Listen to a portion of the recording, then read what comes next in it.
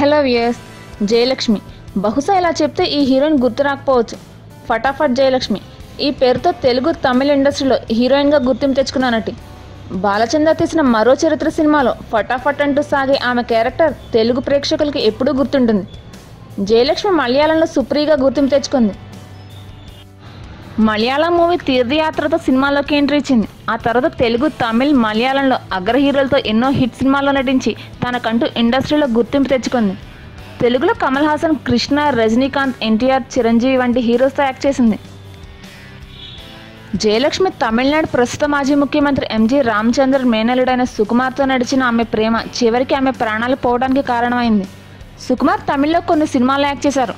అలా జయలక్ష్మితో పరిచయం ఏర్పడింది.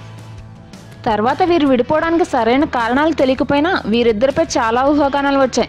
సుకుమార్ పెళ్లి చేసుకుంటానని నమ్మించి మోసం చేశాడని, అది భరించలేక ఆమె ఆత్మహత్య చేసుకుందని చాలామంది అంటారు.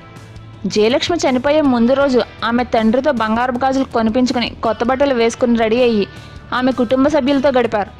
తర్వాత ఆమె తండ్రితో ఆమె కార్డ్స్ ఆడిన తర్వాత పడుకుంటానని చెప్పి లోపలికి వెళ్లారు.